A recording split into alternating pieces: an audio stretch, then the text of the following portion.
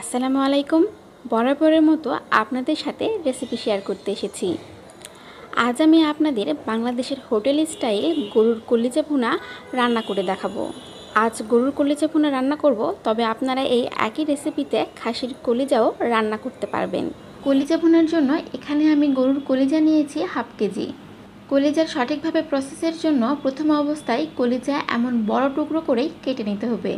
একটা জিনিস নিশ্চয়ই খেয়াল করছেন যে কলিজা বারবার ধুয়ে নেওয়ার পরেও কলিজা থেকে কিন্তু রক্ত বের হতেই থাকে, যার কারণে কলিজা রান্না করলে কলিজার একটা গন্ধ লাগে আর রান্নার কালারটাও একটু কালচে হয়।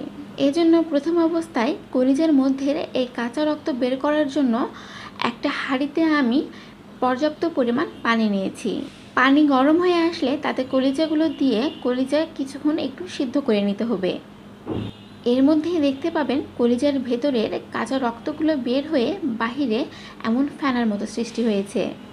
এভাবেই 10 থেকে 12 মিনিট ধরে এই কলিজা সিদ্ধ করে নিতে হবে। এরপরে এই পানিগুলো ফেলে দিয়ে ঠান্ডা পানি দিয়ে কলিজা খুব ভালো করে ধুয়ে নিতে হবে। ধুয়ে নেওয়ার পরে কলিজা ঠান্ডা হয়ে গেলে দেখতে পাবেন যে কলিজার একপাশে এমন একটি আবরণ থাকে। সবগুলো কলিজা হতে এই আবরণ আমাদের তুলে ফেলে দিতে হবে। এই আবরণ সহকারে কলিজা রান্না করলে কলিজা রান্নার পরেও শক্ত লাগে। এরপরে আপনাদের পছন্দ অনুযায়ী সবগুলো কলিজা ছোট ছোট টুকরো করে কেটে নেবেন। বাংলাদেশের হোটেলগুলোতে কলিজা কিন্তু এমন ছোট ছোট টুকরো করে কেটে থাকে, তাই আমিও এমন ছোট ছোট টুকরো করে কেটে নিলাম। এতে দেখতেও অনেক ভালো লাগে আর খেতেও অনেক মজার হয়। এখন চুলায় একটি প্যান উঠিয়ে দিয়ে তাতে 1/3 কাপ তেল দিয়ে দিচ্ছি। তেল গরম হয়ে আসলে তাতে একটি তেজপাতা, 2টি দারুচিনির টুকরো, 2টো কালো এলাচ আর 2 থেকে 3 টুকরো সাদা এলাচ দিয়ে দিচ্ছি। হালকা 30 সেকেন্ডের মতো নেড়েচেড়ে নিয়ে তার মধ্যে 1/3 কাপ পেঁয়াজ কুচি দিয়ে দিচ্ছি। পেঁয়াজ আমার বেরেস্তার মতো কালার চলে আসলে চুলার জাল লো করে তাতে দিয়ে দিচ্ছি স্বাদ মতো লবণ, 1 টেবিল চামচ শুকনো মরিচ গুঁড়ো, 1 চা চামচ হলুদ গুঁড়ো, 1 চা চামচ ধনিয়া গুঁড়ো, 1 চা চামচ আদা বাটা আর 1 চা চামচ রসুন বাটা। এখন সবগুলো মশলা আর পেঁয়াজ একত্রে ভালোভাবে হালকা একটু নেড়েচেড়ে নিয়ে এখন এই মশলাগুলো কিছুক্ষণের জন্য কষিয়ে নিতে হবে। মশলাগুলো যাতে পুড়ে না যায় এই জন্য এই পর্যায়ের মধ্যে দিয়ে দিতে হবে 1/3 কাপ পানি। কষানোর জন্য আপনারা ঢাকনা খুলেও কষাতে পারেন, কিংবা আমার মতো এমন ঢাকনা লাগিয়ে দিয়েও মশলাগুলো কষিয়ে নিতে পারেন। কিছুক্ষণ পরে দেখতে পাবেন যে পানি প্রায় শুকিয়ে গিয়েছে আর এমন তেল বেরোতে শুরু করেছে। এই পর্যায়ে কিছুক্ষণ অনবরত নেড়েচেড়ে যখন দেখবেন পুরোপুরিভাবে তেল বেরিয়ে গেছে, তখন কেটে রাখা কলিজার টুকরোগুলো এর মধ্যে দিয়ে দিতে হবে।